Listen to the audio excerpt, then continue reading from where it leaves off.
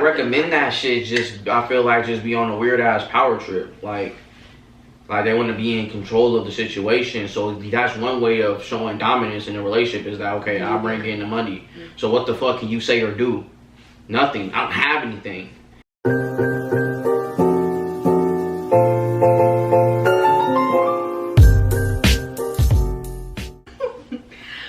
Alright guys, hello and welcome back to another one of my videos. So clearly I have a guest, which isn't really a guest anymore because you've seen him in multiple videos.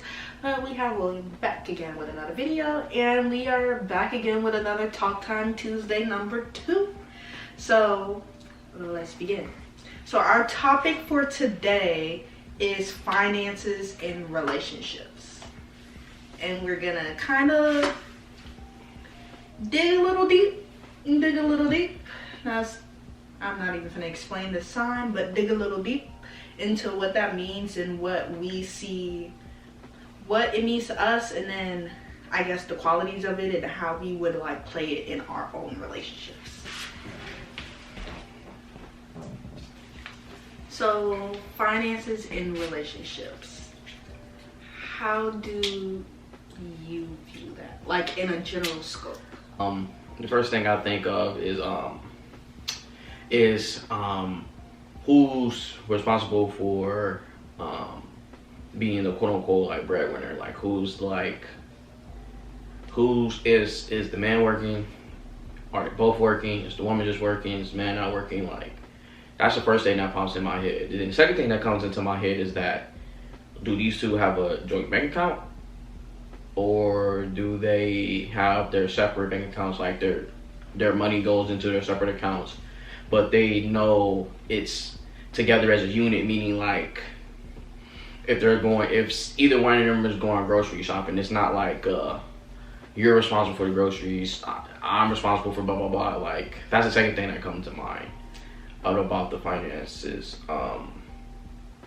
Were you about to say something? No, I was more or less of like, those are the two topics that I was going to kind of like break down and see like where we lie on. So like, for instance, if you are in a relationship, boyfriend, girlfriend, and you move in together, like, where do you see yourself stand? Like, grocery shopping, rent, if you have to pay utilities, and then your own bills and things that as far as our own bills, you mean like car note, shit like that? Yeah.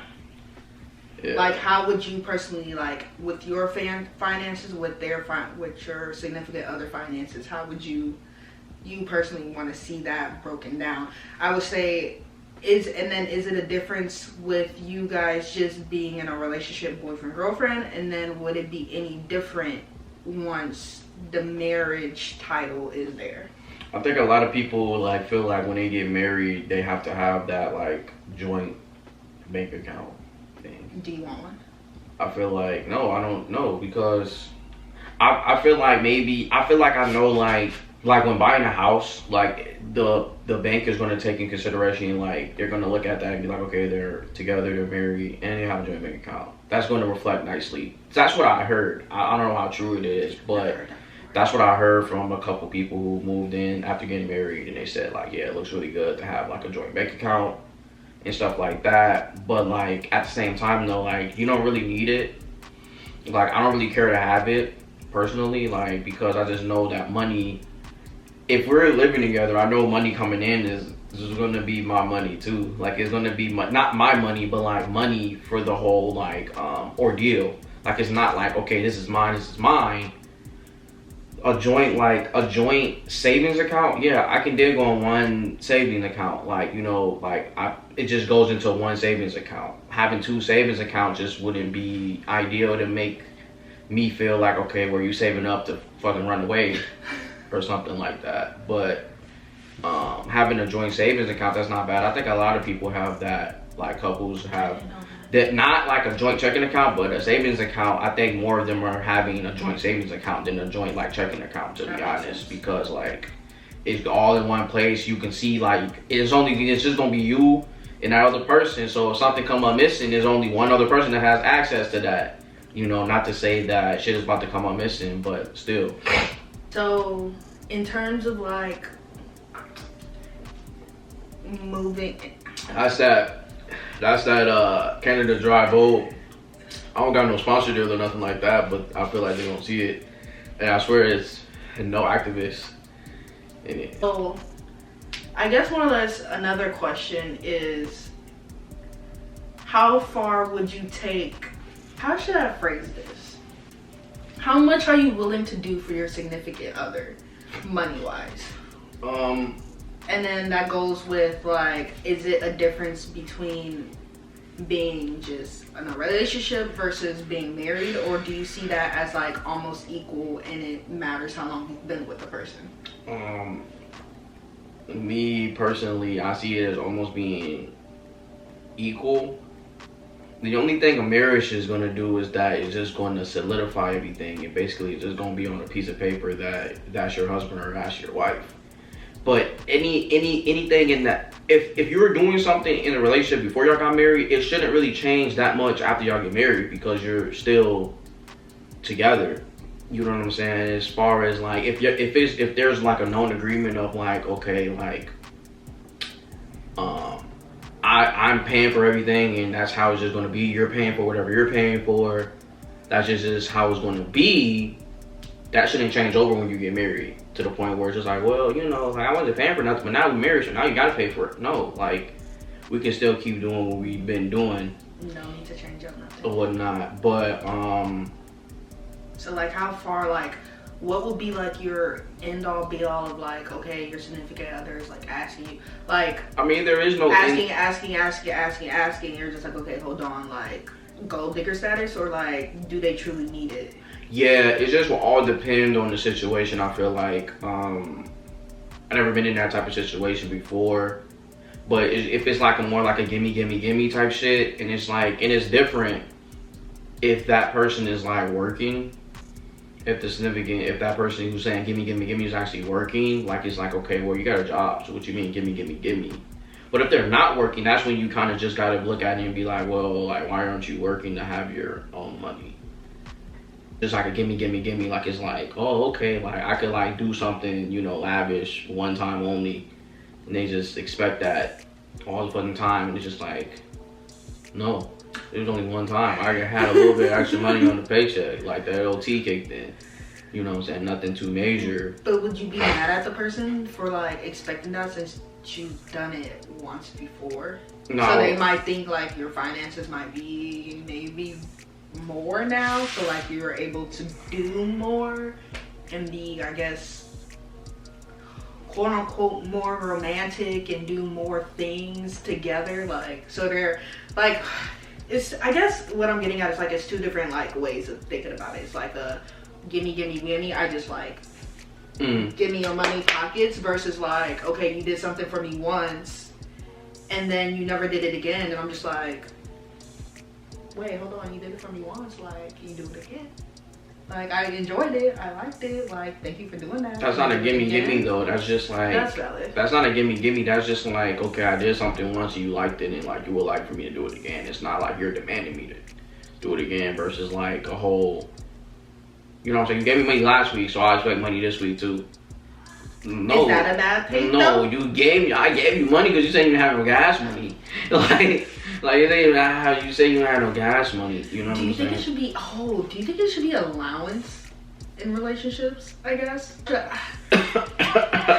Do you know Wait, who's going to get the allowance though? So me? Like, the man going to get the... No, whoever the breadwinner is giving an allowance. I'm going to say an allowance because I don't know how else to put it, but an allowance to the person who maybe is only working part-time, or is like I don't know, if like I'm working. This is your significant other? Yes, I'm working full-time and you're like a part-time stay-at-home dad, or vice versa. Wait a minute, hold on. And I'm giving you an allowance to be like, okay, here's the money, here's money that you can like splurge on for the month. And what? I've heard of this, so I'm asking, like, if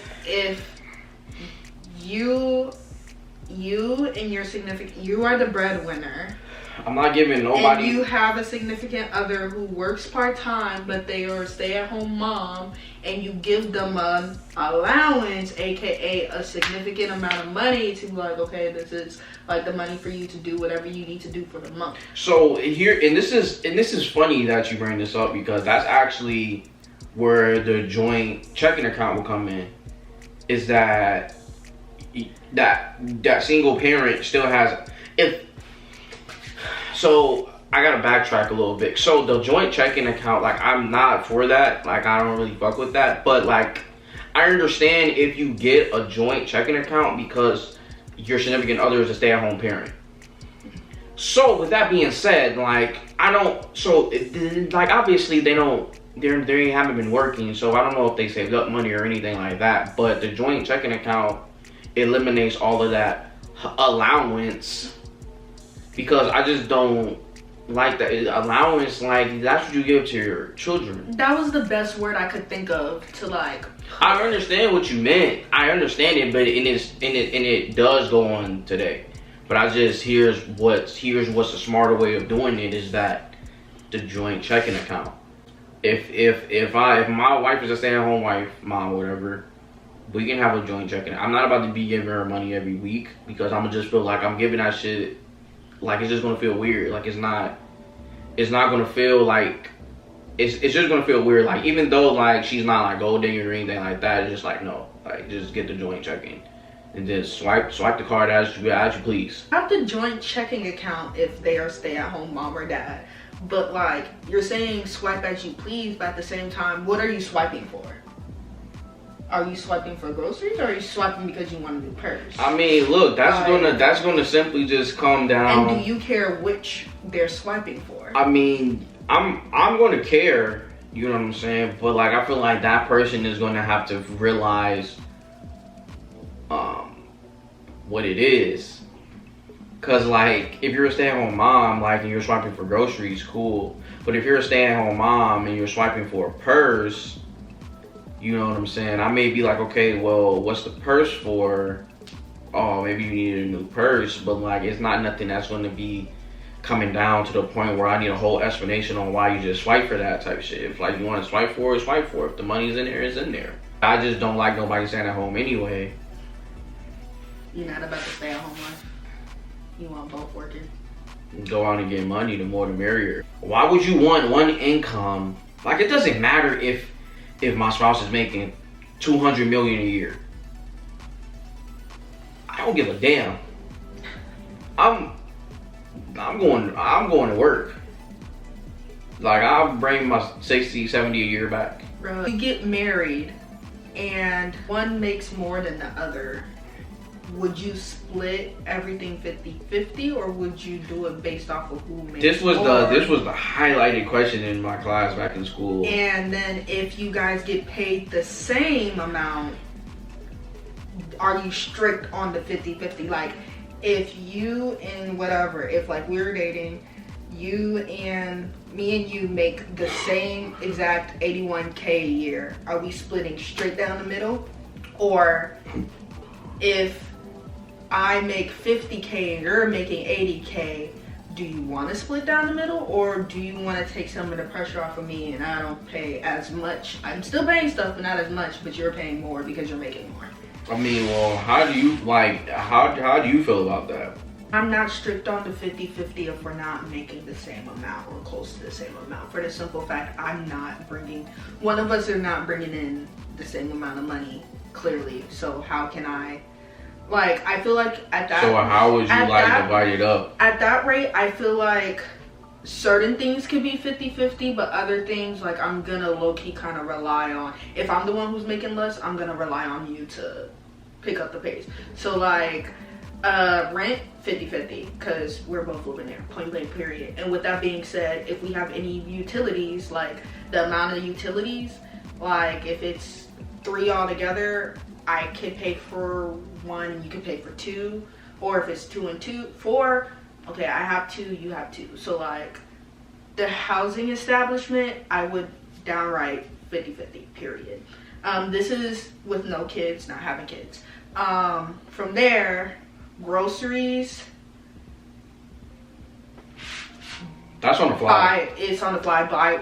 You're gonna buy what you can. I'm gonna buy what I can and go from there. If you're able to buy more, great. If I can finagle a little bit more, great. And then from there, we're paying our own separate car notes, insurance, blah, blah, blah. Like, you do your own thing. But if it's anything else that is needed in the house, I'm starting to now struggle because I'm making less and I'm still paying my bills and you're making more. And even though you're paying your bills, you still have more money left. So, like, if it's anything else that we need in the house, I'm gonna low-key be like, hey, can you, like, do that for the house? I can do what I can, but, like, if I ain't making the same amount, I clearly can't support the same amount. I'm gonna support as much as I can. Right. But I'm gonna need you to understand that I'm doing what I can with the amount of money that I'm making.